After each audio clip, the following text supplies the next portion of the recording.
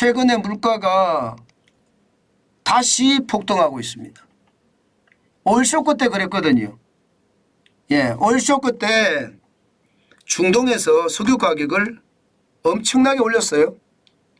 석유 가격을 올리니까 전 세계 물가가 요동을 쳤습니다. 그래서 전 세계는요, 금리를 올려가면서 물가 올라가는 걸 제외했습니다. 어느 정도 가다 보니까 물가가 다시 내려가네. 아이고 다행이다. 이제 물가가 내려가니까 네, 경기를 좀 부양해야 되겠다 하면서 금리를 내렸습니다. 그런데 이게 웬일입니까? 다시 물가가 치고 올라가기 시작했어요. 금리를 내리니까.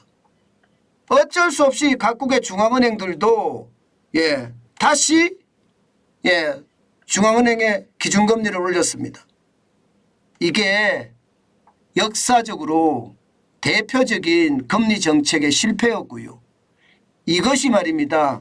스태그플레이션이라는 새로운 용어를 만들어냈던 계기입니다.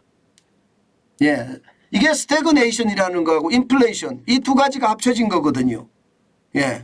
오일 쇼크 때 이 단어가 만들어졌어요. 그런데 지금 전 세계가 이런 모양새를 지금 닮아가고 있습니다. 아, 이거 괜찮을까? 오일 쇼크처럼 물가가 다시 폭등해서 결국은 물가 폭등이 오래 간다. 고금리가 오래 간다. 이게 현실화될 가능성이 높아졌다는 그런 의미입니다.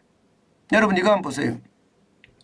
8월 미국 소비자 물가 상승률 다시 3.7%로 올라갔습니다.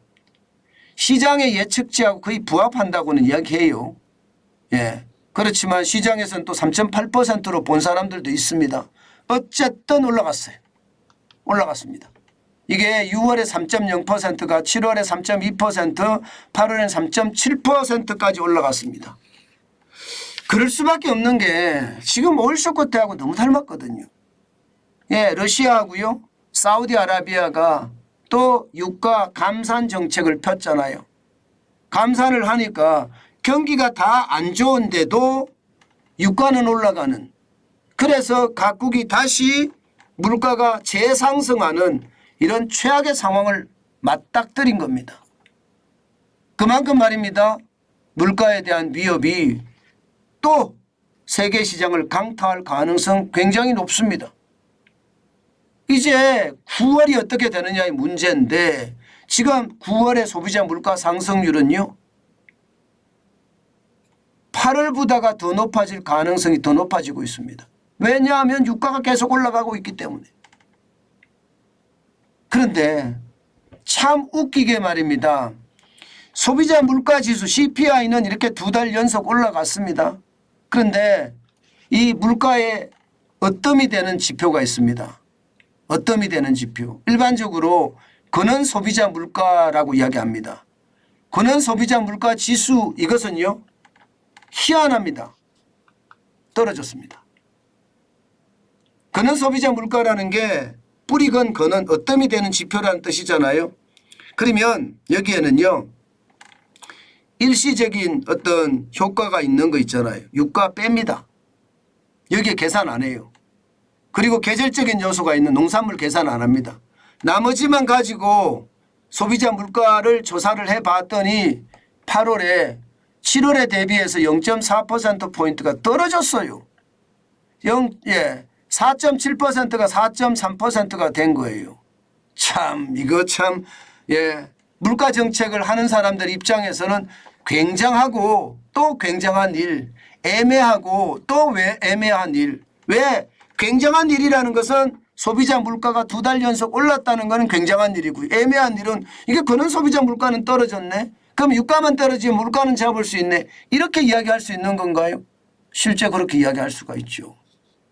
그러니까 그런 소비자 물가가 작년 9월에 6.6%까지 올라가더니 이게 쭉쭉쭉쭉 떨어져서 7월 대비 8월이 많이 떨어지니까 시장에서는요 이게 도대체 뭘 해야 될지 모르겠다. 뭘 해야 될지 모르겠다. 우왕좌왕 이것이 시장의 오늘 분위기였습니다. 그런데 중요한 것은요. 그는 소비자 물가가 떨어졌다고 하더라도 소비자 물가 지수가 2달 연속 올랐다는데 큰 방점을 두는 그런 모습이었어요. 당장 다우산업만 하더라도 0.2%가 떨어졌습니다. 70.46이 빠져서 34,575.53으로 마감했습니다. 시작은 뭐 이 정도는 충분히 시장에서 소화할 수 있다. 소비자 물가가 3.7% 오른 거 말입니다. 그런데 가면 갈수록 시장에서는 우려감을 나타낸 거죠. 결국은 장막판에 아이고 안 되겠어. 이 물가도 높은 물가야. 앞으로 계속 올라갈 물가야. 그래서 시장이 떨어졌고요. 마찬가지로 S&P 500 지수도 강보합으로 마감했다고 할 수 있습니다. 0.12가 상승을 해서 5.54가 올랐는데 4,467.44로 마감했고요. 나스닥은 다우산업보다는 좀 나았습니다. 0.29가 올라서 39.97로 많은 상승세를 보였고요.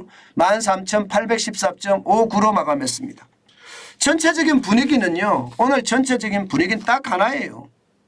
말이 필요 없다. 물가가 다시 올라간다. 시장엔 불안감이 커졌다. 이게 오늘 시장 전체적인 분위기예요. 물가가 다시 올라가니까 금리를 올릴 수도 있다는 그런 충격적인 결과가 생길 수도 있잖아요. 그래도 말입니다. 9월엔 동결할 겁니다. 9월엔 동결하고요. 11월 1일 날 어떻게 할 것인가. 그리고 12월 13일 날 어떻게 할 것인가. 여기에 남았는데 올릴 가능성이 높습니다. 11월 달에 올리든 12월 달에 올리든 소비자 물가 올릴 가능성 높습니다. 그러니까 시장이 출렁출렁 되는 겁니다. 그만큼 말입니다. 시장의 어떤 변동성 굉장히 강하고요. 그 변동성에 따라서 말입니다. 우리는 움직여야 된다. 아마 오늘 우리 시장도 그럴 거예요. 변동성이 굉장히 심할 거고요. 이 변동성이 어떻게 되느냐에 따라서 시장의 분위기는 확 달라지니까 늘 투자에 조심하는 거 잊지 마시고요. 요즘 같을 때 투자 잘못하면 그냥 내 재산 다 날립니다. 항상 신경 쓰고 항상 조심하고 절대 돌다리를 두드려서 건너가려고 하지 마세요. 돌다리를 쇠망치 오한마로 깨보고 건너려고도 하지 마세요. 아예 건너지 마세요. 투자하지 마시고 돈을 쌓아가는 것.